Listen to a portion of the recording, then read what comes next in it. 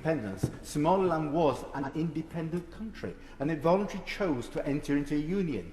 So the concerns around changing post-colonial boundaries is not a case here in terms of an independent Somaliland. Post-colonial boundary, they were an independent country.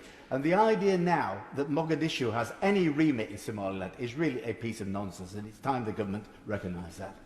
I very much agree with the right honourable gentleman, and if you do look at the boundaries that have been proposed, they're exactly the same boundaries that were agreed between Britain, Italy and Ethiopia and the French in numerous treaties prior to that. Somaliland is not asking for a change in terms of the boundaries. They're very much what was there in 1960.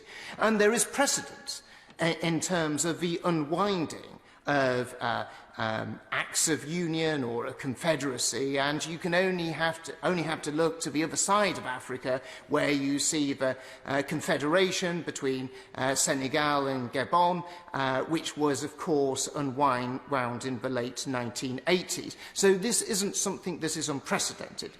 What we're suggesting is actually going back and recognising that were well-established international boundaries that we ourselves recognise and we ourselves drew up. I will come to the right honourable gentleman on the other side, but I'll just come to my honourable friend and then I will come to the next one. I thank my right honourable friend and neighbouring constituency MP. In the Defence Select Committee, we've just produced a report on the Navy and the importance of the sea in a defence capacity, and you just mentioned your visit as the Secretary of State for Defence. Do you believe, or does my right honourable friend agree with me, that it's vital that we recognise Somaliland due to the strategic importance of the location in a defence capacity? I think that my honourable friend is absolutely accurate in terms of pinpointing the strategic importance of Somaliland. And I think that's one of the many reasons as to why it's so vital, not for just Britain, but also for the United States and other NATO members, to lead the way in recognising Somaliland, not just because of the many brilliant things that they have done there, but also the strategic importance of the country and how we reinforce and support that government. I'll give way to the right honourable gentleman, the member for Ward. And to pursue that, is it not really desirable that a state that is stable in this region, which is becoming increasingly unstable, achieves that level of recognition? Because we talk a lot about supply chain vulnerability, and this is one of the most vulnerable places we found when even one ship blocking the Suez Canal caused ripples right the way throughout industry.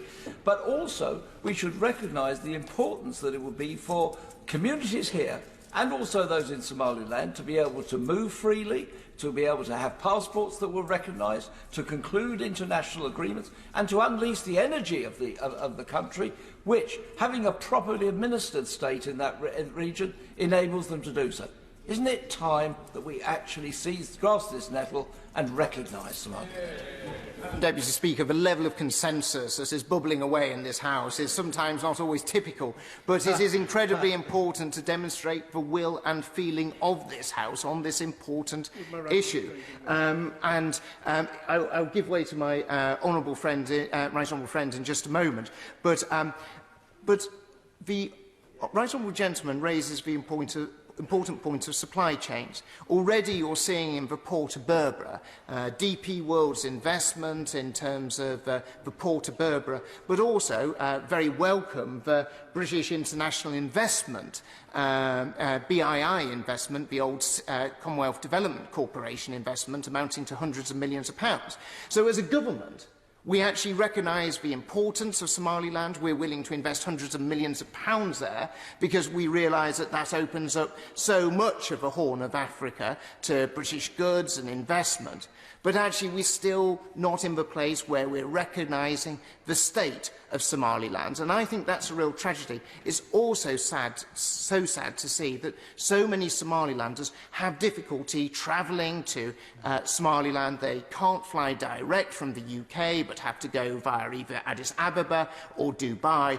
Actually, by recognising Somaliland, we can make that step of making so many British citizens' lives easier by recognising it. I give way to my right honourable friend. I'm grateful to my right honourable friend for giving way and pay tribute for securing this important debate, and I think the attendance here shows the strength of feeling across the House.